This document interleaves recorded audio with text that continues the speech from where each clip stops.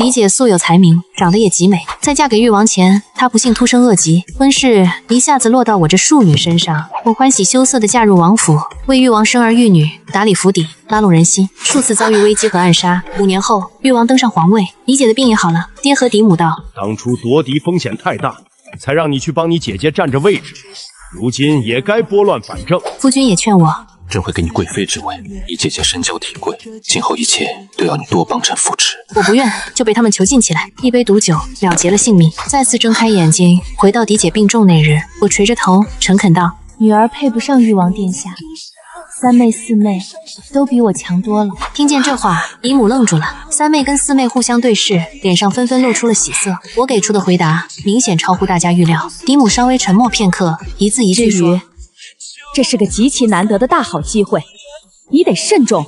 我故意装成没见过世面的样，小声说：母亲，王爷是皇家的尊贵血脉，我不敢高攀。打小开始就只知道安分守己的过日子，以后能过上安稳富足的小日子，就要念一句谢天谢地了。嫡母死死地盯着我，过了半天才说：既然这样，那也不强求，那就把三丫头既当嫡女。咱们许家规矩森严，嫡庶界限分明，这才是礼仪门第该有的规矩。三妹许之燕两眼放光，赶忙跪在嫡母跟前：女儿多谢母亲成全。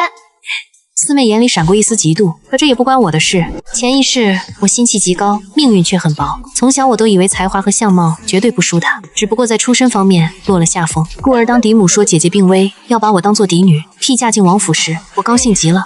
老天爷待我不薄，终于给我留了施展才华之地。我嫁进誉王府，同她感情很深，我接连为她生下2个儿子，帮她管理后宅，收服下属。为能让皇帝对她刮目相看，我经常带着儿子进皇宫，去给皇后问好。皇后双腿患风湿，我专门找太医学了推拿，3、2天就跑去尽心伺候。誉王同他的兄弟争夺太子位，步步皆是死局，处处暗藏杀心。我甚至流产了1个孩子，还中了1次毒，历经千辛，最终好不容易在皇子中脱颖而出，把我的丈夫推上皇位。我原以为自己会母仪天下，2个亲儿子也会成为下任皇储的。但魏廪当皇帝后，姐姐的病突然痊愈，她天天陪同嫡母进宫来探望我，帮我带孩子。见到魏廪就眼波流转，含羞带怯。不到1个月，魏廪直接提出，朕要立她为皇后，你做贵妃。嫡庶有别，当初跟我定下婚约的人本来是你姐姐，你没忘吧？我虽然历经无数大风大浪，可当时还是心如刀绞。的确是因为姐姐病了，我才有机会替嫁。可我也是名正言顺上皇家御得的王妃，生了嫡子，陪你整整熬5年，没功劳也算有苦劳吧。双手虽止不住的在颤抖，声音却很坚决。陛下现在终于如愿坐上皇位，就要过河拆桥吗？朝堂上的满朝问朝文我怎么看？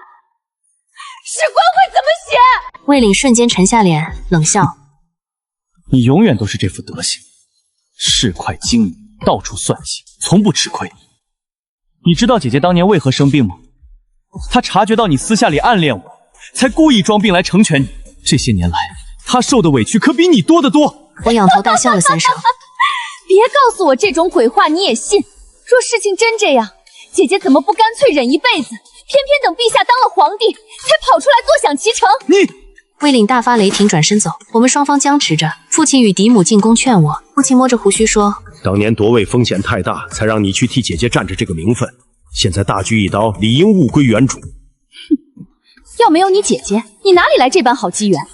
你区区一个庶女，能安稳当上贵妃，已然是天大福气了。我不想听这种贬低辱骂，命人将他们赶出了宫。可当晚，我突然头晕眼花，晕倒在地，直觉告诉我被人下毒，但事发太快，我再也爬不起来。太医来诊脉，却断定我疯了，强行把我搬到冷清宫殿静养。我头脑发昏的躺着，渐渐丧失了意识。软禁时，魏廪只来1次，她对我说了一些话，可我全没听清。后来大姐也来过，她拉着我的2个小儿子，凑近我耳边嘲笑：知瑜妹妹，谢谢了。没过多久，我就咽气，死后魂魄飘在宫殿上空，发现自己死得悄无声息。后来大姐坐上皇后位，3妹4妹也接连进宫，分别当上德妃和淑妃。许家一时间权势滔天，风头无人及。现在我全想明白了，魏廪心里估计只有大姐，可我虚情假意周旋5年，也只是想推我出来挡枪，骗我替她去效力。鸟尽弓藏，兔死狗烹。等我该让位的时候，会毫不留情地送我下地狱。这种冷血到极致的伪君子，重活这世，哪怕死也不想看他。又过的几日，三妹正式被记到嫡母名下，算作许家嫡女。她和誉王的亲事也在有条不紊的筹办。王府送来许多丰厚聘礼，奇珍古董、丝绸布料、家具首饰，应有尽有。我随便瞟了一眼，好像比上一世给我的还丰厚。果然，在魏岭看来，到底娶谁不重要，我姨娘看得眼馋，私下里直埋怨我这等好事姑娘都要让给别人，真是一辈子没出息的命。我淡笑，只全当没听见。前世我什么风浪都经历了，现在只想过平静日子。我这般给脸不要，嫡母想必不愿认真替我找好人家。可我要是一直窝在许家，也很难安稳活命。综合考量，唯有找个清白人家赶紧出嫁才是。想到这层，我闭门盘算了几天，开始去祖母屋里献殷勤。祖母娘家有个侄孙叫方孝廉，曾经的方家也是豪门，无奈家道衰落，方孝廉双亲早亡，从小靠亲族接济着度日。可他人品极好，学问绝佳，如今已中举人。年幼时我们见过好几回，祖母曾想过把我许配给他，只可惜我看不上他家贫寒，每次见他态度都极其冷淡。上辈子我成了誉王妃，方孝廉也考中科举，入朝当文官。誉王有一次遭政敌攻讦，是方孝廉冒死给我报信，险些连累他连官都做不成。那时我便看懂了，他是个重情重义的人。若我想出嫁，再没人比他合适。祖母看我多跑几趟，便猜出了我的心思，跟着开门见山问：方家可不如咱府上，你能吃得了苦？我思索下，严肃说：穿不起丝绸就穿粗布，吃不起好肉就吃粗粮。孙女觉得过日子安心最要紧。方家表哥人挺好。祖母听罢笑着摇头：哪用得着你去挨饿受冻？只是你三妹嫁给王爷了，往后落差确实挺大。我无比坚定道：如果孙女贪图王妃位，也轮不到三妹。祖母点头：好，那我等当一回红娘。其实是祖母看着你慢慢长大，晓得你是个好丫头，去哪儿都能把日子过红火。方家现在就缺个当家的人。没多久，祖母就把这事转告给嫡母，嫡母在私下嘲讽说：还真是个没骨气的。讲完便甩手不过问。我生母气得痛哭流涕，把你养得这般水灵，你偏要找个穷秀才，谁不清楚你祖母娘家那个亲戚早就破落了？你可真是我的好丫头，我怎么就这么凄惨啊！三妹听到后专门来道贺，她现在快嫁给魏里，眼睛都要长到头顶上了。四妹为讨好她，故意踩我说：咱姐姐眼下这还一样，等三姐姐一结婚，咱们全都要给王妃娘娘行大礼。三妹满脸得意的笑：这话是怎么说的？咱都是一家人骨肉，哪还需要行大礼？但遇到大场面，规矩还是不能乱。方表哥连个正经官职没，哪有资格去什么大场合啊？唉，往后可真是一个天一个地喽。我装作本分老实，顺势说：将来还得靠三妹妹提携，这就先拜见王妃娘娘了。说完，我朝她扶了扶身子。三妹这会儿才脸红，伸手推了四妹一把，说：全都是亲姐妹，扯这些干嘛？四妹撇了撇嘴，随便开个玩笑。让我万万没想到的是，祖母在我跟方孝廉订婚后，塞给我非常丰厚的嫁妆，陪嫁清单足足厚厚一本，不光有许多白银、家具、绸缎、珠宝首饰，更有不少田地商铺。搁在平时看，豪门大户嫁女儿也就这样。我直接愣住，推辞说：祖母，这怎么行？这些应该是祖母当年的陪嫁和私房。你安心，这全是我给的，府里公账处那份儿也不会少你。早讲过不让你挨饿，往后手头肯定宽裕，能不能挣个告名，全得看你将来丈夫的本事喽。刹那间，我忍不住红了眼。上辈子我机关算尽，到头来究竟图个啥？其实好生活一直都在我手边。以前的我真的实在太蠢了。嫡母和三妹、四妹听说了这事后，心里都挺有怨言。但祖母的私产，老人家想给谁就给谁，连我亲爹也不敢多说半句。我也紧抓着生母双手。方家没啥老辈，我嫁过去直接就能当家做主。等我以后生了娃，便把你接出府一起过日子，我们孝顺您，给您安度晚年送终。生母双眼泛红说：可是我叹息，你都这岁数，还得在大夫人跟前战战兢兢的伺候着，难道这苦日子还没熬够？生母泪流满面，熬够了，早受够了，我的乖女儿，还是你机灵孝顺，往后我肯定对你和姑爷好，咱们好好过日子。我也跟着红起眼圈。1个月后，三妹跟魏岭成亲。结婚这天，大姐病重，根本出不来见客。我跟四妹共同扶着三妹出阁，隔老远就瞧见魏岭满脸喜庆的走上前。我微微愣神，潜意识我顶着红盖头，看不见他的神情。他当时也有这般欢喜，罢了，这跟我还有什么牵扯？等走近一看，魏岭突然间瞥见了我，他脸色大变，接着瞅向穿满喜服的三妹。那一瞬，魏岭神情大变，脸色黑得吓人，周围气场冷得连四妹都慌神。这是咋回事？我低眉顺眼，清楚呢。直到旁人来催，魏岭这才拉着三妹缓缓离开。走到半路，他转过头，深深盯了我2眼，视线里满是那种说不清道不明的深意。我长舒一口气，渐渐把心收回到肚子里。我才不愿管魏岭是不是记起前世，现在他和我再没任何关系了。三妹婚后回门那天，魏岭领着她一块回了徐府。他面庞虽然带着笑，但凭我对他的熟悉，这笑容非常假。吃饭时，三妹好像心情极差，魂不守舍，而魏岭好几次似有似无的偷瞟我，他的眼神十分沉重。我心底叹了一口气，找了个借口下了桌。刚走到走廊拐角，魏岭不知啥时候跟了上来。我守规矩，往后退步。妹夫，魏岭的眼神黑漆漆的。妹夫，他抽了抽嘴角，背着双手说道：“本王有一事不明，还请你指教。你大姐生重病，按照规矩，亲事应是由你来顶上，现在怎么落到三姑娘头上了？”亲事已定，他问这些有啥用？问明白了又能有什么意义？我冷淡地看着他。妹夫要是没事，我就先回去了。魏岭猛地咬牙，死死拽住我的手腕。许知瑜，正巧这会儿，丫鬟跑过来找方公子到了，老太太让您去见见。我，使劲甩脱魏岭的手。妹夫，我的未婚夫来探我，失陪了。魏岭神情一滞，满脸震惊地盯着我。你几时定的未婚夫？我心底早就明白了，魏岭也重生回来了。但现在我干的这一切，难道不早就清清楚楚吗？我叹息一声，妹夫，我是你二姐，我的亲事跟你毫无关系。讲完，我扭头就走，只甩给他一个急匆匆的背影。丫鬟小声说：“小姐，王爷看您的眼神有点可怕。”我冷笑：“不用管。”进了祖母院子，方笑莲一瞅见我，双眼就亮堂起来。玉表妹，最近起秋风了，小心别冻着。我微笑说：“多谢表哥惦记。”晓得我爱吃广祥斋的糕点，方笑莲专门跑去排长队买了刚出锅的。祖母把糕点塞给我，笑着说：“嘴上说是孝顺我老人家的，其实他心里到底惦记谁，谁也不清楚啊。”话音刚落，满屋子的女眷全都笑出声。我跟方笑莲在哄笑声中互相对视一眼，都感觉心底像吃了蜜一样。婚期临近，我把所有事都筹划妥当，但半月后，嫡母突然将我喊进正屋里，神情严肃说：“想收你做侧妃。”这话一出，我的心脏猛漏半拍，一丝寒意从脚底直冲着脑门。愣神片刻，我才沉下心来，一字一句说：“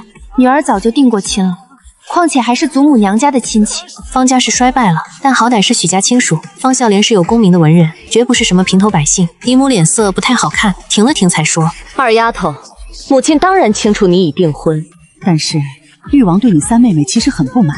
刚刚他专门讲出来，说最开始看中的是你，所以想叫你以侧妃名分进府。你和之燕是亲姐妹，多个自己人多个帮手，姐妹俩伺候一个，也是一段佳话。”我差点直接冷笑出声，魏玲怎么能这么不要脸？我连正妻位都不稀罕当，更别说是当小妾。我狠吸一口长气，憋住眼底的嘲讽，说：“母亲，女儿要是图攀附权贵，早先也就没三妹妹的戏了，何苦要拖到现在？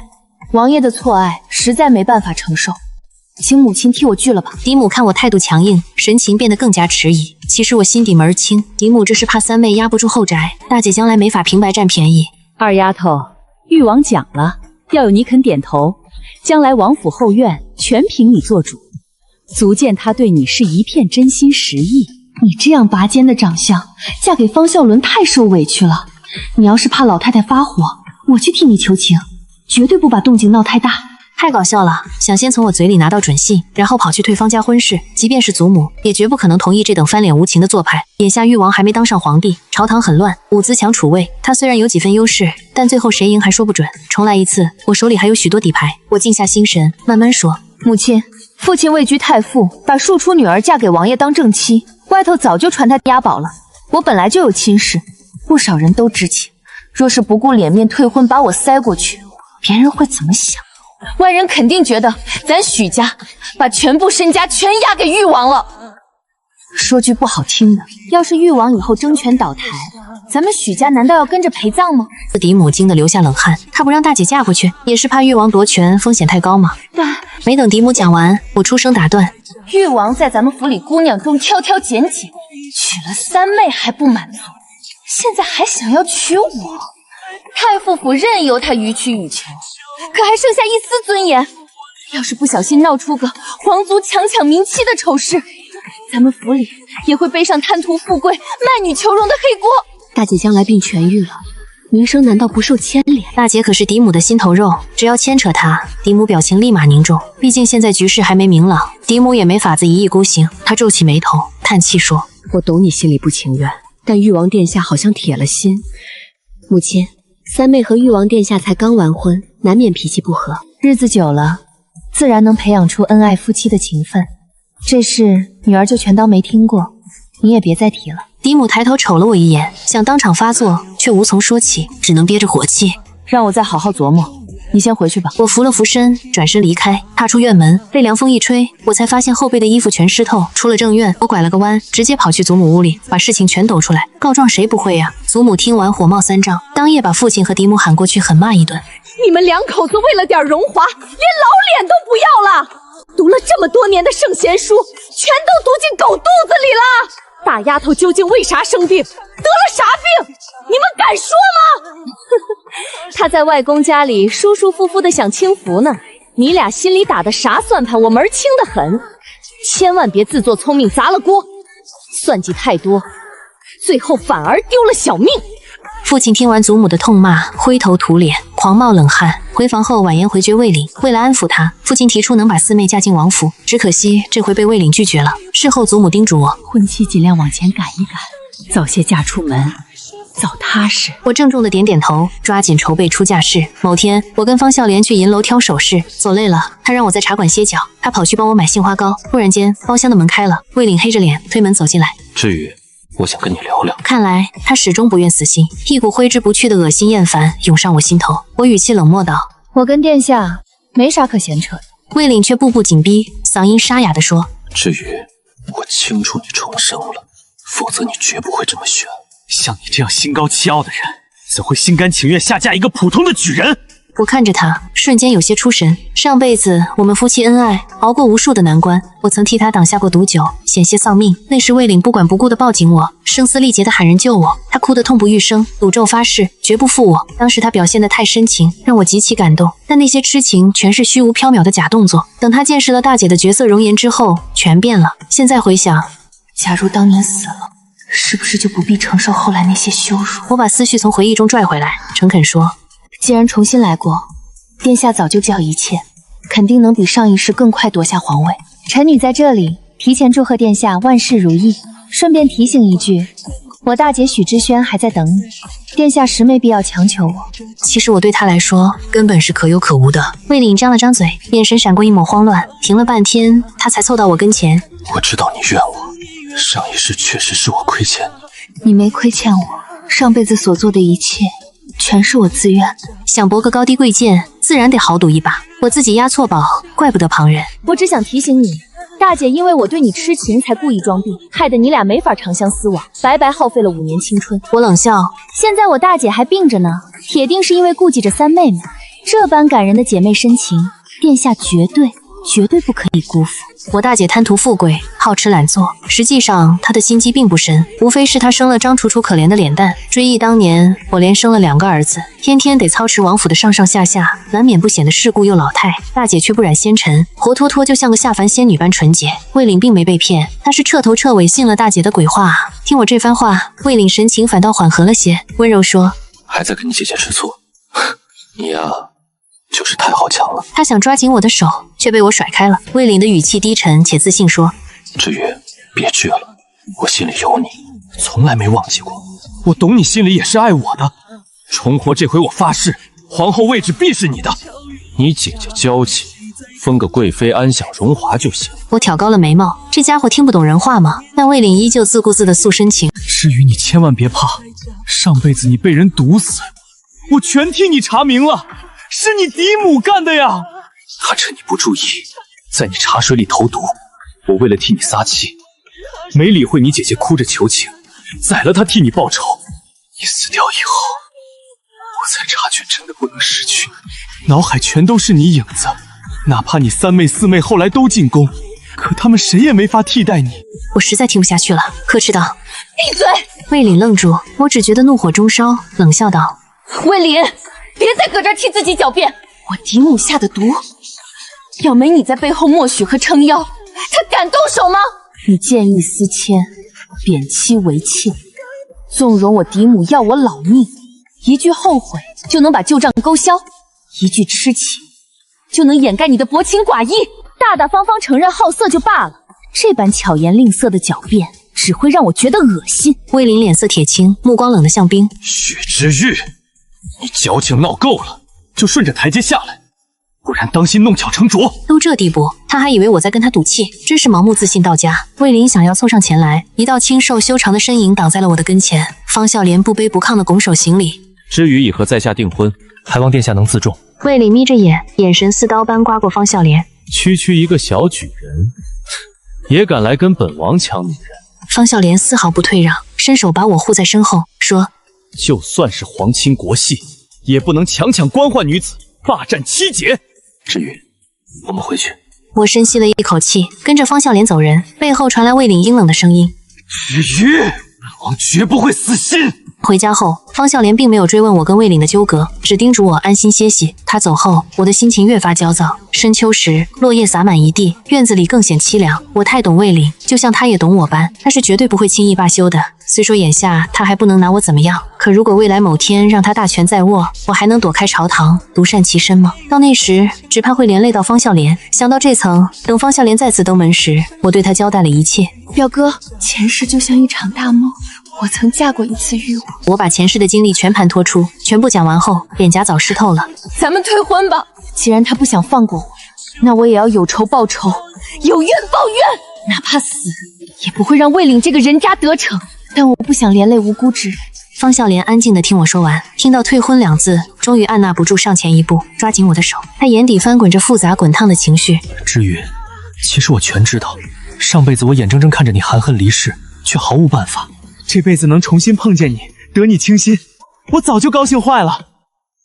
不管前头有什么刀山虎海，我都愿陪你一起闯。我满脸震惊看他，原来他也有上辈子的记忆，这让我更加确信是老天爷可怜我上辈子的惨状，给我重活一次的机会。坚决说，你我齐心，魏岭必完。有了方笑莲的帮忙，我的胜算就更大了。彻底冷静后，我开始仔细盘算上一世那些争权的内幕，没人比我更明白。有些事恐怕魏岭都不清楚我是怎么办成的。为了更明白的解释给方笑莲听，我拿笔画图，把眼前的局势理得清楚。魏岭看似势大，实际多疑冷血。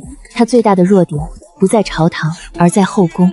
当今皇后出身普通，而且没生儿子，所以皇上对她极其信任。上辈子我正是抓住了这一点，以庶女身份同情她的不义，步步为营，赢得了皇后的支持。说到这里，我眼中闪过一丝寒光。魏岭自以为胜券在握，可他跟三妹离心，就没人会去替他干这些事。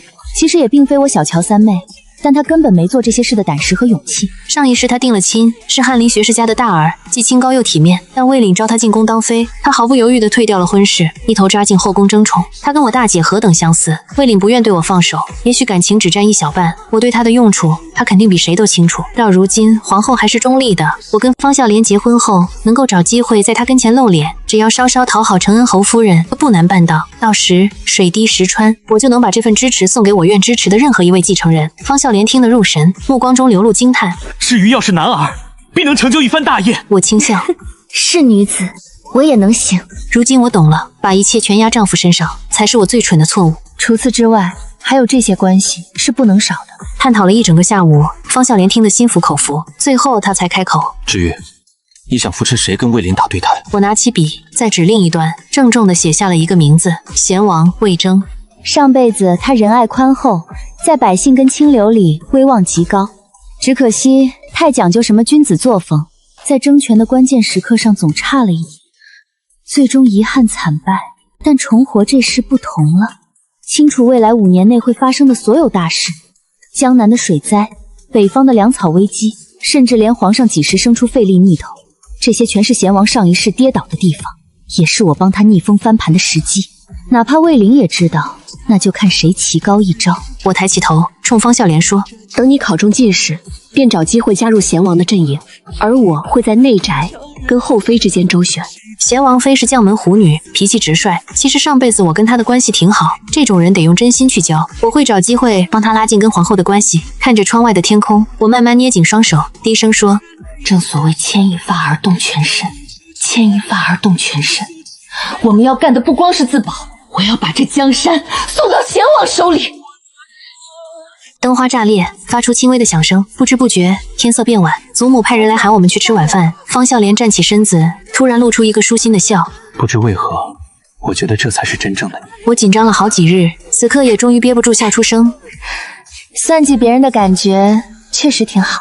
我很擅长这儿，但是替自己报仇，感觉比争权夺利更痛快。方笑莲微笑，轻轻拉住我的手，手心的温度顺着皮肤传来。至于你，我肯定改写乾坤。我点头，在祖母的操办下，我跟方笑莲顺利完婚。结婚前夜，三妹从誉王府跑来寻我，冷冷说：“你到底有哪点好，惹得王爷总惦记？劝你嫁给方表哥后，老实本分，咱俩姐妹以后再别见面了。”瞅着她怨恨的表情，我面无表情说：“三妹，我若想抢，哪有你今天？我劝你当心些。”三妹死盯着我，当心什么？我慢慢说：“鹬蚌相争，渔翁得利。别忘了最开始和誉王订婚的人是谁。大姐她真生病了吗？你几个意思？”我笑而不答，埋下一个疑点，随他自己去胡思乱想。自我结婚后，便放开手脚，在女眷里应酬。嫡母不理我没关系，祖母的人脉全是我的人脉，且各家各户的底细我一清二楚。重生一回，只会更加游刃有余。与此同时，方笑莲刻苦念书，隔年顺利考取进士，进朝当官。魏岭丝毫没把方笑莲放在眼里，经常趁我回娘家看望生母时跟我偶遇，劝我和离。我不动声色，叫他卸下防备。魏岭自认掌握了未来走势，志得意满的想要干一番大事，可他的狂妄会让他付出惨痛的代价。后头发生的事果然没他想象中那么顺利，没了我去暗中谋划，魏岭办事接连受阻，皇后娘娘不肯替他说话，不少机会甚至都没落到他头上。后来我听说魏岭跟我三妹经常吵架，他要求三妹替他四处拉拢，去皇宫讨好皇后，可三妹成天疑神疑鬼，好吃懒做，只顾着捞钱涨价，俩人越发貌合神离，互相厌恶。都说走错一步，步步错。过了3年，魏岭渐渐露出了败相，贤王那边却如日中天，局势反转，就连大姐许知怡也坐不住了。她的重病突然间痊愈了，嫡母又开始帮她物色婆家。得知方笑莲受贤王重用，她非要我给许知怡牵线搭桥，把大姐推荐给贤王当侧妃。这做法跟前世一模一样，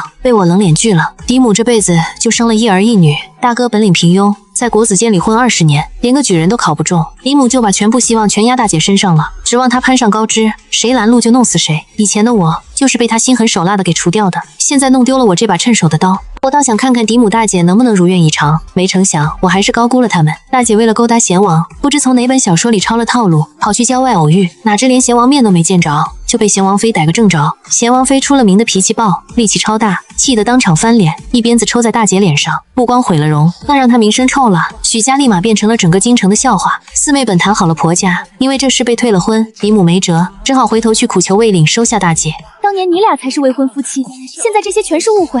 知怡只要个侧妃的位子就行了。魏林早被朝堂的事搞得焦头烂额，哪有闲心跟大姐重温旧梦，只冷冰冰甩下一句：说病就病，说好就好。岳母这是把我当蠢货吗？